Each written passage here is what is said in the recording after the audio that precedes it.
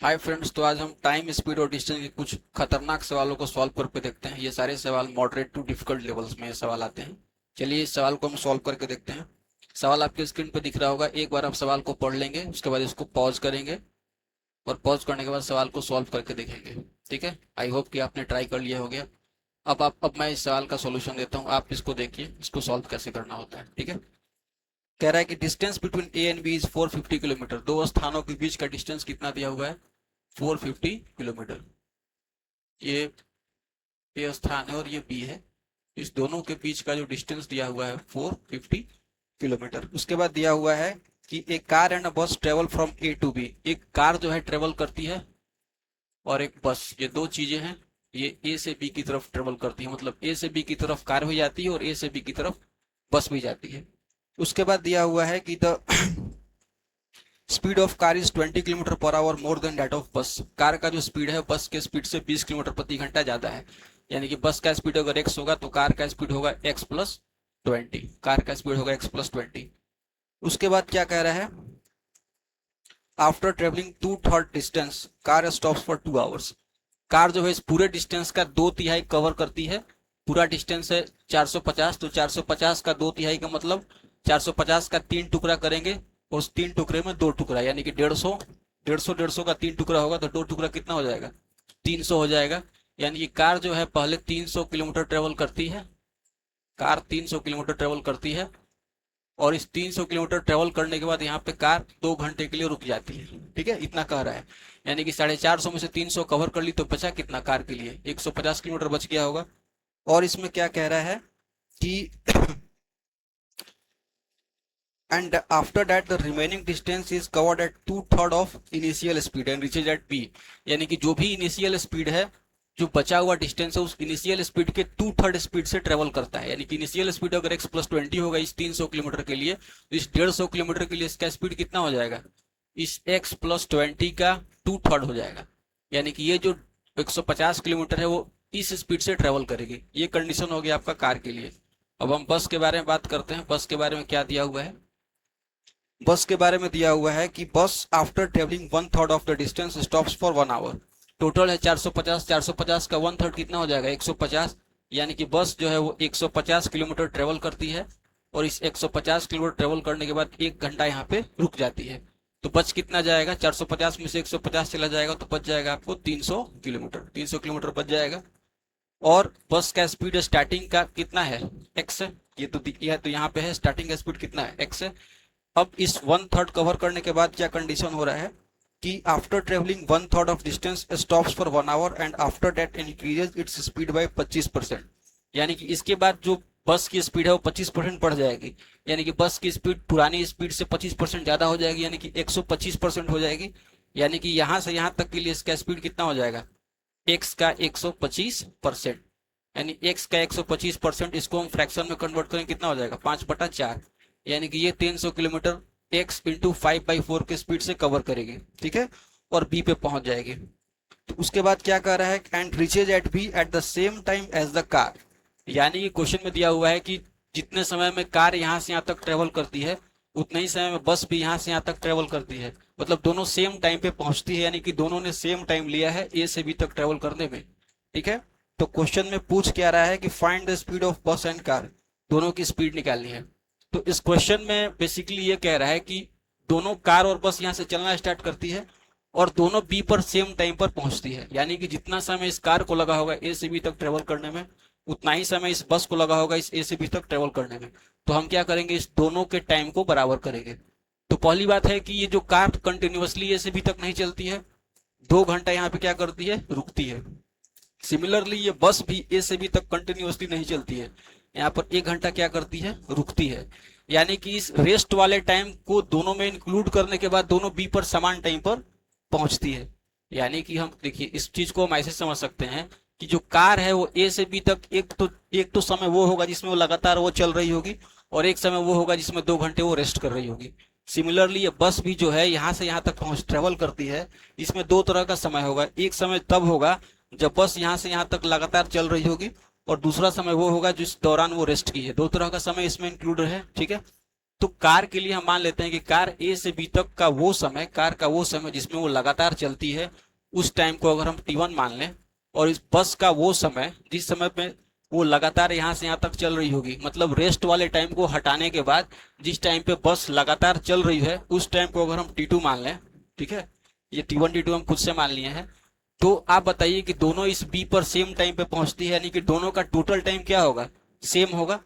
तो इस कार का टोटल टाइम कितना है, कार का वो समय जिस समय में कार लगातार चल रही होती है, तो वो समय है T1, और प्लस कार कितने देर के लिए रेस्ट करती है, 2 घंटे के लिए रेस्ट करती है, T1 प्लस 2 आवर्स, और ये कार का समय हो गया। अब हम बस के समय की बात करेंगे, तो बस का वो समय जिस दौरान बस चल रहा होता है, तो वो समय अगर T2 है तो उसको T2 लिख देंगे, और प्लस बस 1 घंटे के लिए रेस्ट करती है, तो वो समय जब बस रेस्ट कर रहा होगा तो 1 आवर।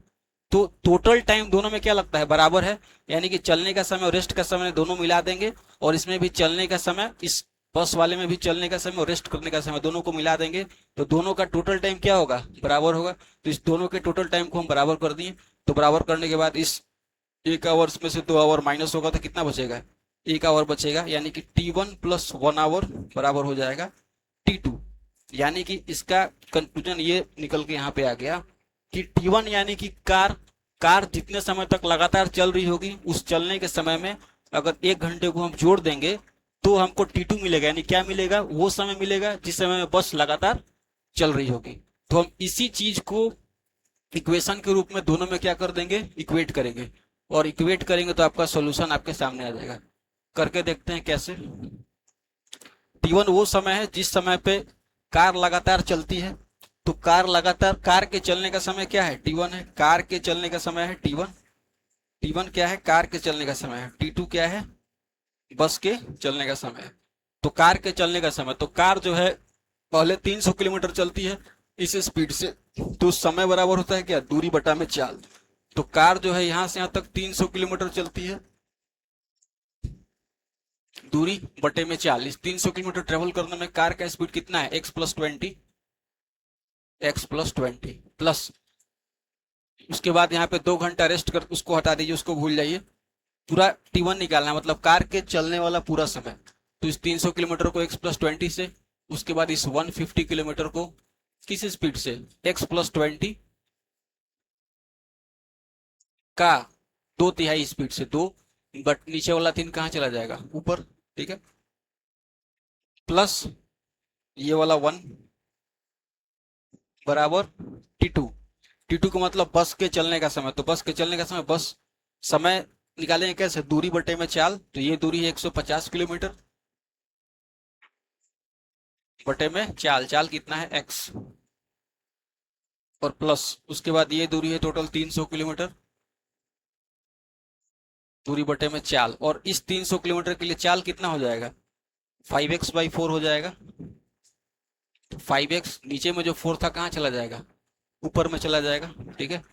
तो देखिए इसको सॉल्व करते हैं, 2 से जाएगा 75 टाइम्स, उसके बाद ये 5 से जाएगा 60 बार में, यानी ये कितना हो जाएगा, 300/x+20 बराबर 75 210 15 225, 225/x+20 प्लस 1 बराबर, ये हो जाएगा 150 बटे में x, ये 240 बटे में x, 240 150 कितना हो जाएगा, 390 बटे में x हो जाएगा, ठीक है। अब एलसीएम लेंगे तो x+20, तीनों में x+20 आ जाएगा, यानी कि ऊपर में क्या बचेगा, 300 plus 225 plus x+20 upon x+20, यानी कि 390 बटे में x, जोड़िए कितना हो जाएगा, ये हो जाएगा 525,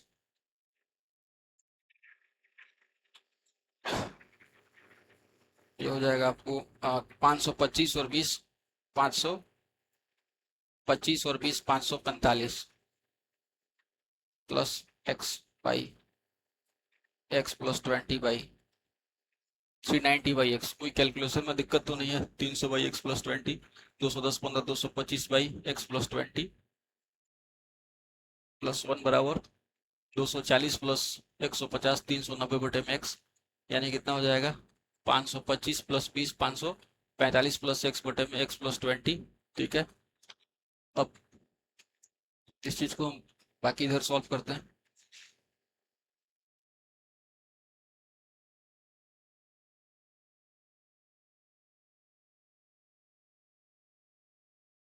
क्रॉस मल्टीप्लाई करेंगे तो x से गुना हो जाएगा, कितना हो जाएगा 545x प्लस एक्स स्क्वायर बराबर 390x प्लस, ठीक है। अब ये एक्स स्क्वायर प्लस 545 में 390 जाएगा, कितना बचेगा 155x माइनस 7800 बराबर 0। क्वाड्रेटिक इक्वेशन फॉर्म कर गया। तो आपको पता है श्रीधराचार्य फॉर्मूला x बराबर माइनस बी, यानी कि minus 155 plus minus root D, B square minus 4ac, B 155 का स्क्वायर निकालेंगे तो 155 का स्क्वायर कितना हो जाएगा 5 का स्क्वायर 25 और 15 में 16 से गुना करेंगे तो 15 का स्क्वायर 225 प्लस 15 240 माइनस 4 इंटू ए का मान 1 है और सी का मान है माइनस 7800 अपॉन 2a, ठीक है। यानी कितना हो जाएगा माइनस 155 प्लस माइनस, अब देखिए ये कितना हो जाएगा 7800 में 4 से मल्टीप्लाई करना है, इसको इधर हम हटा देते हैं।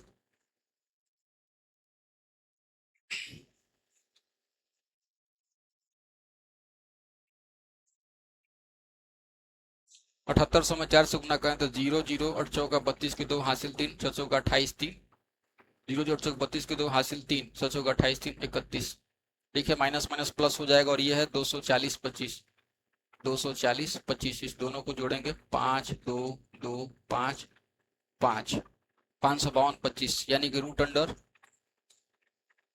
52525 अपॉन 2। अब इसका स्क्वायर रूट निकालना है तो 25 का 5 हो जाएगा। अब इसको देखेंगे किन दो संख्याओं के स्क्वायर के बीच में है, तो 23 का स्क्वायर हो जाएगा 529, 24 का स्क्वायर हो जाएगा 576, तो छोटा वाला 23 ले लेंगे, यानी कि 23 ले लेंगे और ये वाला 5 यहाँ पे हो जाएगा 235, यानी कि इसका एलसीएम कितना, इसका स्क्वायर रूट कितना निकल के आ जाएगा प्लस माइनस 235/2। अब चूंकि माइनस 235 लेंगे नहीं तो x का मान नेगेटिव हो जाएगा, इसलिए यहाँ पे प्लस 235 लेंगे, यानी कि 235 में से 155 को माइनस करना है, कितना हो जाएगा 0 8 5 13 80/2, यानी कि x का मान कितना आ गया 40, x का मान आ गया 40। तो x था क्या, x आपके बस की चाल थी, यानी कि बस की स्पीड कितनी आ गई 40 आ गई, और कार की स्पीड कितनी आ गई 60 आ गई। तो यही स्पीड पूछा है कि आपके बस की स्पीड क्या होगी, तो 40 आंसर, ठीक है। आई होप कि समझ में आ गया होगा। बढ़ते हैं अगले सवाल की तरफ, हटा दो सवाल।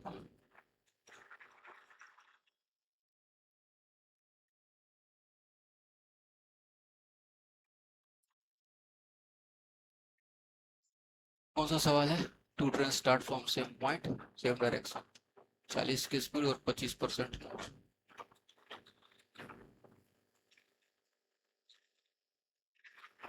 ये ना, two train start from the same point simultaneously and the same direction. The first train travel at 40 km per hour, speed of second 25% more than the speed of the first train, 30 minutes, ठीक है ना। 30 minutes later third train starts from the same point in the same direction to overtake the second, यही है ना, ठीक है।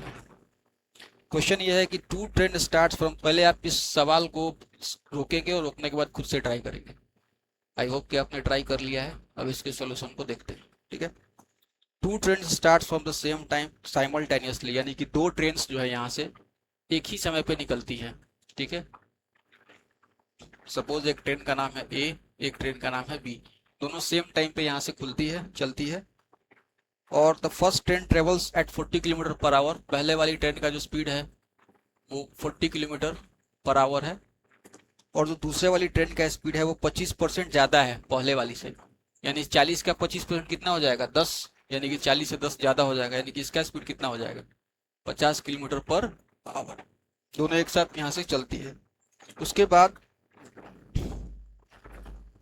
30 minutes later third train start from the same point, 30 minute बाद यहाँ से एक तीसरी ट्रेन खुलती है सी, यानी कि 30 मिनट ये दोनों चल चुकी होगी, यानी कि कंडीशन क्या होगा, कंडीशन ऐसा होगा कि इसका स्पीड है 40 किलोमीटर पर आवर, यानी कि 1 घंटे में 40 किलोमीटर चलती है, यानी कि आधे घंटे में कितनी चली होगी 20 किलोमीटर चली होगी, यानी कि ए जो है यहाँ पे होगा और ए कितना चला होगा, ए 20 किलोमीटर चला होगा, ठीक है।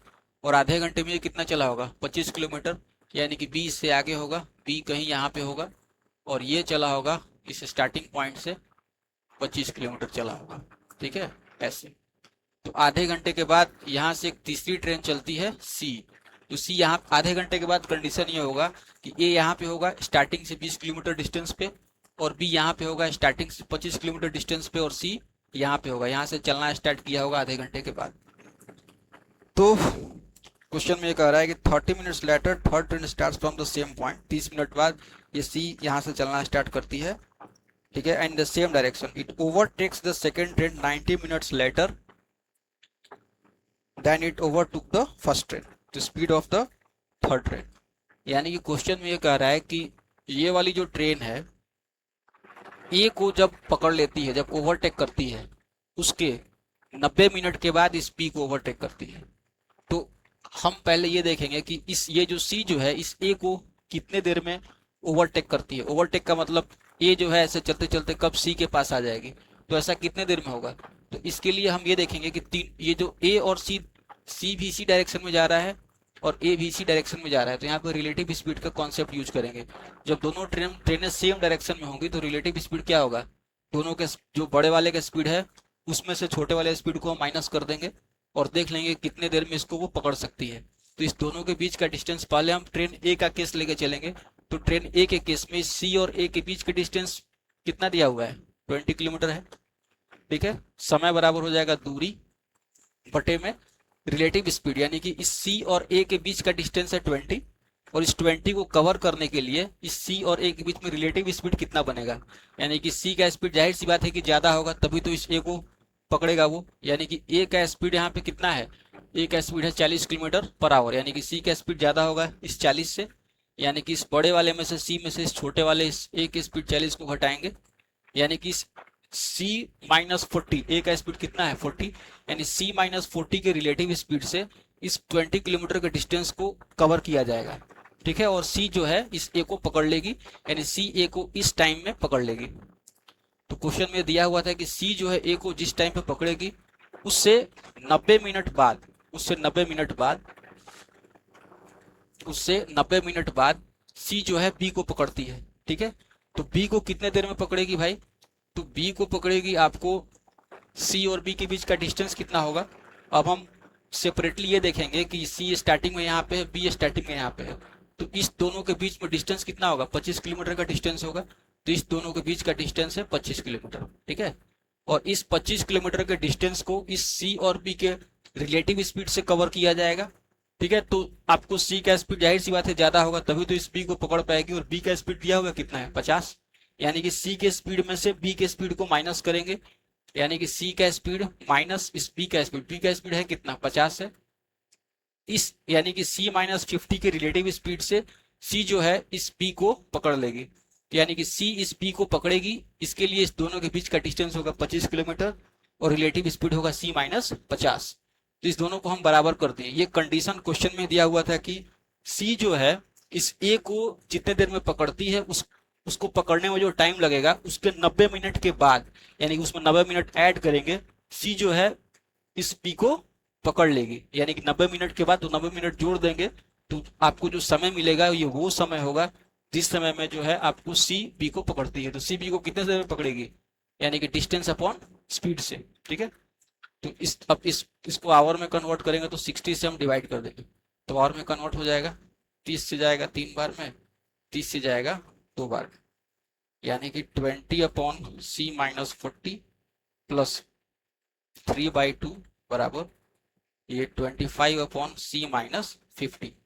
अब क्वेश्चन में चूंकि ऑप्शन दिया हुआ नहीं है तो हम 4 ऑप्शन यहाँ पे अपनी मर्जी से आपको दे देते हैं, स्टूडेंट की आप सवाल को, अगर आप इस सवाल में अगर ऑप्शन नहीं होगा तो फिर क्वाड्रेटिक इक्वेशन फॉर्म करेगा, फिर क्वाड्रेटिक इक्वेशन को सॉल्व करना पड़ेगा। उससे बेटर है कि मैं आपको ऑप्शन ही बता दूं, 4 ऑप्शन दे देता हूं। ऑप्शन 1 है 100 किलोमीटर पर आवर, सी का स्पीड, ऑप्शन बी है 60, ऑप्शन सी 80 और ऑप्शन डी 70। सपोज ये 4 अगर ऑप्शन दिया हुआ होता, अगर ऑप्शन नहीं दिया हुआ होगा तब तो एक क्वाड्रेटिक इक्वेशन फॉर्म करेगा, आपको सॉल्व करना पड़ेगा। लेकिन एग्जाम में क्या होता है, ऑप्शन होता है, तो हम ऑप्शन यहाँ पे लिख देते हैं, उसके बाद इसको देखते हैं। ठीक है, सपोज इस सी का स्पीड अगर 100 हम मान के चलते हैं, तो 100 मान के चलेंगे तो इस कंडीशन को क्या करना चाहिए, सेटिस्फाई करना चाहिए। तो इस सी के मान को 100 को रख के देखते हैं कि एलएचएस का मान आरएचएस के बराबर आता है कि नहीं। तो 20 अपॉन सी का मान 100 है, तो 100 में से चली जाए कितना हो जाएगा, 60 प्लस 3/2 बराबर 25 बाई 100 में से 50 जाएगा 50, यानी कि ये तो 1/2 आ गया। और साफ साफ दिख रहा है कि 1/2 से यहीं पे ज्यादा दिख रहा है, 3/2। 1/2 से ये वैल्यू क्या हो जाएगा, ज्यादा हो जाएगा, 1/2 है, यानी कि सी का मान 100 तो नहीं होगा, 100 वाला ऑप्शन एलिमिनेट हो गया। ठीक है, उसके बाद अगले ऑप्शन को हम चेक करते हैं।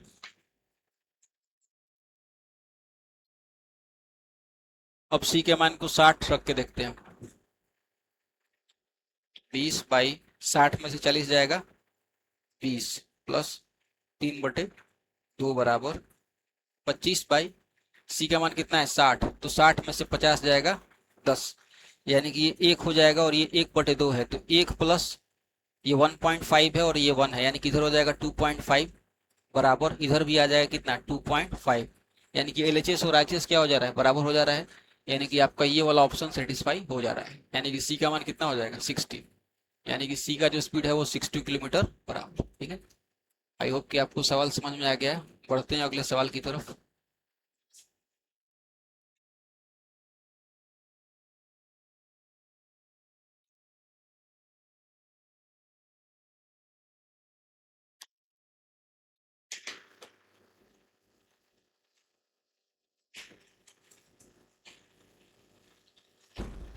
इसमें डालो पढ़ो।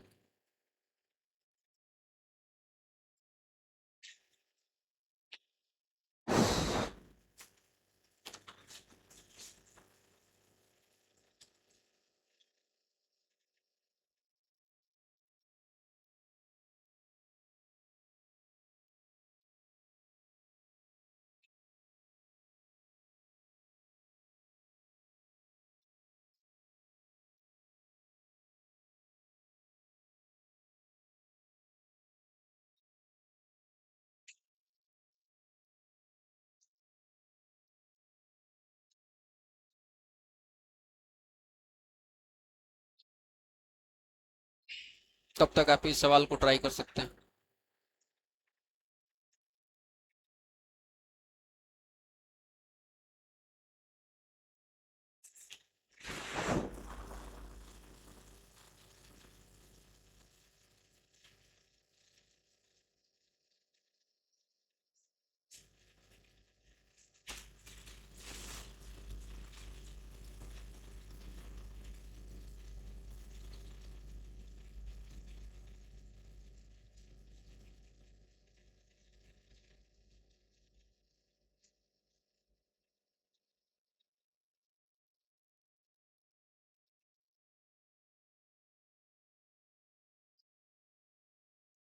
चलिए अब इस सवाल के सोल्यूशन को हम देखते हैं। कह रहा है कि P and Q start from A and B respectively, P and Q start from A and B respectively with uniform velocity, P is headed towards B, यानी कि दो प्लेसेस है दिया हुआ है यहाँ पे,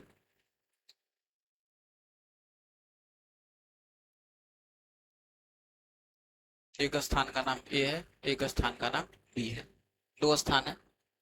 कह रहा है कि P and Q start from A and B respectively, यानी कि पी जो है इस ए वाले स्थान से चलना शुरू करता है और क्यू जो है इस बी वाले स्थान से चलना शुरू करता है। ठीक है, P is headed towards B, P जो है बी की तरफ चल रहा होता है, and Q towards A, Q जो है वो ए की तरफ चल रहा होता है, and both cities are 600 kilometre apart, और इस दोनों के बीच का जो डिस्टेंस है वो 600 किलोमीटर है, यानी कि ए और बी के बीच का डिस्टेंस है 600 किलोमीटर। उसके बाद P rests whenever Q is on the move and Q rest whenever P is on the move. इसका मतलब ये हुआ कि जब कभी भी P चल रहा होता है तो उस टाइम पे Q रेस्ट करेगा, Q नहीं चलेगा, और जब Q चल रहा होगा तो उस टाइम पे P रेस्ट करेगा, P नहीं चलेगा, यानी कि दोनों एक साथ नहीं चलेगा। जब P चल रहा होगा जिस टाइम पे, उस टाइम पे Q की गाड़ी रुकी हुई होगी, और जब Q की गाड़ी चल रही होगी उस टाइम पे P की गाड़ी रुकी हुई होगी। यही सवाल में दिया हुआ है। उसके बाद the speed of P and Q is 25 and 30 kilometre per hour respectively, यानी कि P का जो स्पीड है, P का स्पीड दिया हुआ है 25 किलोमीटर पर आवर और इस Q का स्पीड दिया हुआ है 30 किलोमीटर पर आवर। P का स्पीड 25 है और Q का स्पीड 30 है। इफ P स्टार्ट्स फर्स्ट, यानी कि पहले कौन चलना स्टार्ट करता है? P जब स्टार्टिंग में चलना शुरू करता है, रिचेज P इन 36 घंटा, यानी कि P पहले चलना स्टार्ट करेगा। P जो है पहले चलना स्टार्ट करता है और P इस Q तक पहुंचता है कितने देर में? 36 घंटे में। ठीक है, P जो है पहले चलना स्टार्ट करेगा और P इस A से B तक पहुंचने में P को कितना समय लगता है? 36 घंटे का समय लगता है। तो कह रहा है कि find the least time that Q would take to reach his destination after P makes a start। तो क्वेश्चन में ये कह रहा है कि तो वो न्यूनतम समय क्या होगा, वो कम से कम समय वो क्या होगा जो कि Q लेगा इस P से A तक चलने में, मिनिमम टाइम क्या लेगा। मैक्सिमम तो हो सकता है कि 10 दिन तक यहाँ रेस्ट करे, 100 दिन तक रेस्ट करे, मैक्सिमम का तो कोई लिमिट नहीं है, लेकिन वो मिनिमम टाइम क्या होगा, कम से कम समय क्या होगा जिसमें कि ये Q जो है B से A तक डिस्टेंस को ट्रेवल करे। तो आइए इस सवाल को हम सॉल्व करते हैं, देखते हैं। तो देखिए, इस सबसे बड़ी बात यह है कि इसमें आप ये समझिए कि P पहले चलता है और P का स्पीड दिया हुआ है 25 किलोमीटर पर आवर। तो अगर हम ऐसा मान ले, ऐसा हम अपनी तरफ से ऐसा एज्यूम कर लें कि P जो है इस A से B चलने के दौरान कहीं पर भी अगर रुका नहीं होगा, अगर कंटिन्यू चल रहा होगा, तो वैसे केस में इस 600 किलोमीटर के डिस्टेंस को ट्रेवल करने में इस P को कितना समय लगेगा? तो P को समय जो लगेगा, समय बराबर क्या होता है आपको पता है कि टाइम बराबर होता है डिस्टेंस, समय बराबर डिस्टेंस अपॉन स्पीड, दूरी बराबर समय बराबर दूरी बटे में चाल। यानी कि 600 किलोमीटर अगर डिस्टेंस कवर करेगा लगातार बिना रुक के और इसका चाल कितना है? 25 है। 25 दूनी का 50, 25 चौका 100, यानी कि 24 घंटे का वक्त लगेगा। अगर P जो है इस A से B तक लगातार भी चलता है बिना रुके, बिना 1 मिनट रेस्ट किए हुए लगातार भी चलेगा, तो 24 घंटा चलेगा, यानी कि 24 घंटे में कवर कर लेगा। लेकिन एक्चुअल में इसको लग कितना रहा है? 36 घंटे का समय लग रहा है। यानी कि आप समझ सकते हैं कि 12 घंटे एक्स्ट्रा लगा है। यानी कि 12 घंटे एक्स्ट्रा क्यों लगा है? क्योंकि ये जो P है इस 12 घंटे क्या कर रहा होगा? रेस्ट कर रहा होगा। इस सवाल में तो दिया गया है कि P जो है इस A से B तक डिस्टेंस कवर करने में बीच बीच में रेस्ट भी कर रहा होगा, और यानी कि 12 घंटे वो रेस्ट किया है। अगर वो लगातार चलता तो 24 घंटा में पहुंच जाता। चूंकि वो लगातार नहीं चला है, 12 घंटा रेस्ट किया, इसलिए टोटल टाइम 36 घंटे का लगा है। यानी कि आपको एक बात और क्लियर हो गया होगा कि अगर वो 12 घंटा जब रेस्ट कर रहा होगा A से B तक जाने के दौरान, यानी कि उसी 12 घंटे के दौरान में Q बीच बीच में चल रहा होगा, और जब P जो है यहां से यहां तक जब पहुंच जाएगा तो फिर Q बचे हुए डिस्टेंस को कवर करेगा। जैसे मेरे कहने का मतलब यह है कि अब दूसरा केस हम ये कंसीडर करते हैं कि Q का स्पीड है 30 किलोमीटर प्रति घंटा, टोटल डिस्टेंस है 600 किलोमीटर। तो अगर हम ये मान लें कि Q जो है बिना रुके हुए लगातार चला होगा B से A तक, तो कितने देर में पहुंचेगा? तो कितने देर में पहुंचेगा अगर हम टाइम निकालना चाहें तो टाइम बराबर क्या हो जाएगा? Distance by speed. डिस्टेंस है आपको 600 और Q का स्पीड कितना है? 30, यानी कि 20 घंटा। 20 घंटा तो चाहिए था ना इसको, लगातार यहां से यहां तक अगर लगातार चलेगा तो 20 घंटा चाहिए था। लेकिन चूंकि आपको पता है कि P पहले चलना स्टार्ट करता है और जब P 24 घंटे तो चल रहा होता है तो उस दौरान तो ये चल नहीं पाएगा, और 12 घंटे रेस्ट किया है तो 12 घंटे ही चल रहा हो। यानी कि जब, मेरे कहने का मतलब ये है कि जब P A से B तक चल रहा होगा उस दौरान Q को केवल 12 घंटे ही चलने का मौका मिला होगा, क्योंकि वो 12 घंटे ही रेस्ट किया है। तो इस 12 घंटे में Q कितना चला होगा? अगर हमको ये निकालना हो उस 12 घंटे में Q कितना चला होगा,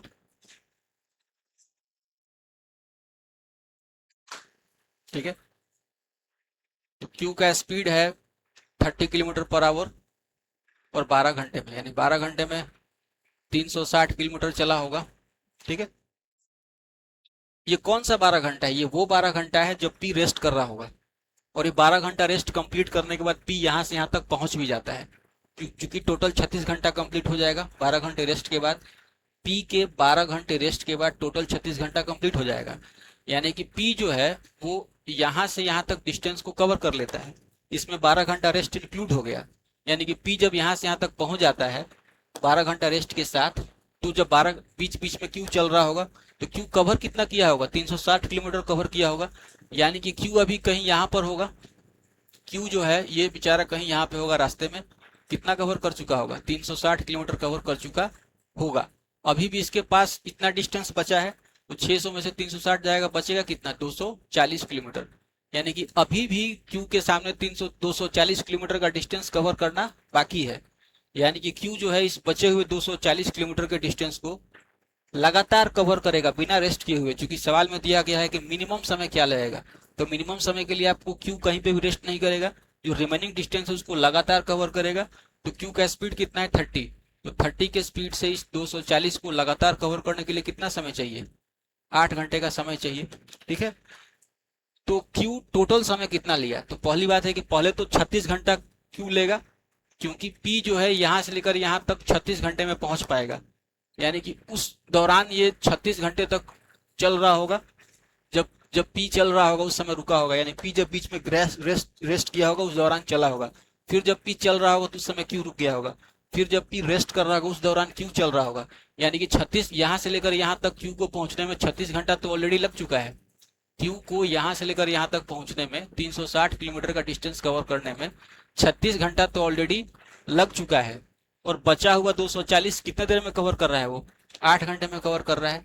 यानी कि टोटल टाइम कितना ले रहा है, 36 प्लस 8, 44 घंटा। यानी कि क्यू को मिनिमम 44 घंटे का समय लगेगा इस क्यू से लेकर इस बी से लेकर के ए तक के डिस्टेंस को कवर करने। आई होप कि आपको ये सवाल समझ में आ गया है। तीनों सवाल जो है मॉडरेट टू डिफिकल्ट लेवल में फॉल करेगा, क्योंकि एग्जाम में अगर ऐसे सवाल आएंगे तो 90% से ज़्यादा बच्चे इन सवालों को एग्जाम में छोड़ के आ जाएंगे। ठीक है, तो चलिए, आई होप कि आपको समझ में आ गया है। धन्यवाद दोस्तों।